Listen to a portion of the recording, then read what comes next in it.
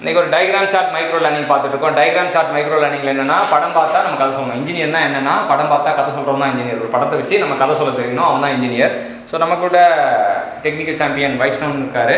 So this is professor Aswin from government college of technology. இன்றைக்கி ஒரு 6 படம் இருக்குது. இந்த 6 படத்தை பார்த்து நமக்கு 6 கதை சொல்ல போகிறாரு. ஃபர்ஸ்ட் வந்து லீனியர் எலாஸ்டிக் மெட்டீரியல்.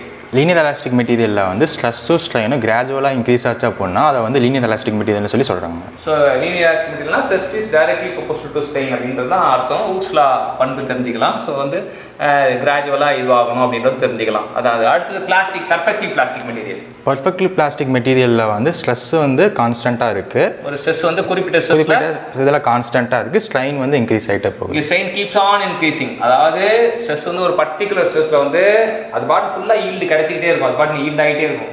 ஒரு 50 MPa அப்படின்னு வச்சுக்கிட்டு 50 ஃபுல்லாகவே ஈல்ட் ஆகும். அதுக்கப்புறம் மேலே போகவே தேவையில்லை. அது 50 MPaலே ஃபுல் ஈல்டிங் கிடைக்கும் அப்படின்றது தான் பர்ஃபெக்ட்லி பிளாஸ்டிக்.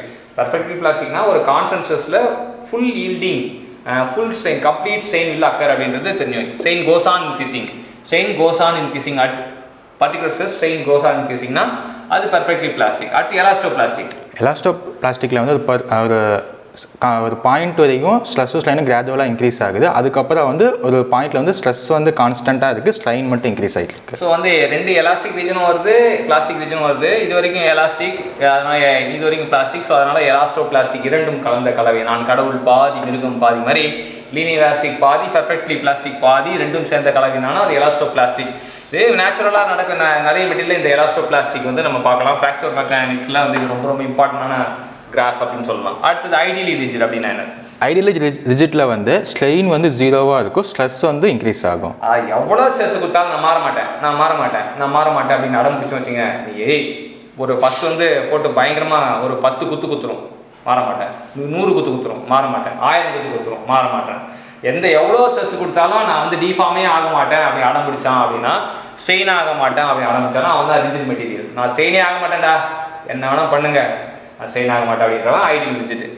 ஆனால் ஐடியல் பிளாஸ்டிக் வந்து ஐடியல் ரிஜிட்க்கு அப்படியே ஆப்போசிட்டாக இருக்குது. அதில் வந்து ஸ்ட்ரெஸ் 0வாக இருக்குது, ஸ்ட்ரெயின் வந்து இன்க்ரீஸ் ஆகுது. நீ ஸ்ட்ரெஸ் வந்து கம்மியாக கொடுத்தாலே நான் ஸ்ட்ரெயின் ஆகிடுவேன், ஃபுல்லாக ஸ்ட்ரெயின் ஆகிடுவேன். என்னடா இது கொஞ்சோண்டு சின்ன ஸ்ட்ரெஸ்க்கு ஃபுல்லாக ஸ்ட்ரெயின் ஆகிட்டேன் அப்படின்னா 0 ஸ்ட்ரெஸ்க்கே கம்ப்ளீட் ஸ்ட்ரெயின் அப்படின்றது வந்து ஐடியல் பிளாஸ்டிக் அப்படின்றாங்க. அடுத்தது எலாஸ்டோ பிளாஸ்டிக் ஸ்ட்ரெயின் ஆனிங். எலாஸ்டோ பிளாஸ்டிக் ஸ்ட்ரெயின் ஆனிங் வந்து கர்வாக இன்க்ரீஸ் ஆகுது. இது பார்த்தீங்கன்னா 2 ஸ்லோப், கர்வு கிடையாது.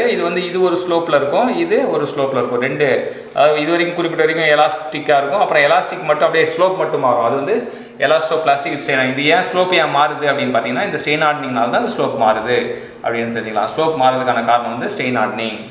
அதுதான் வந்து எலாஸ்டோ பிளாஸ்டிக். ஸோ இன்றைக்கி வைஷ்ணவன் மூலிமா வந்து ஒரு 6 வகையான மெட்டீரியலுக்கு 6 வகையான கிராஃப் எப்படின்றதை கற்றுக்கிட்டோம்.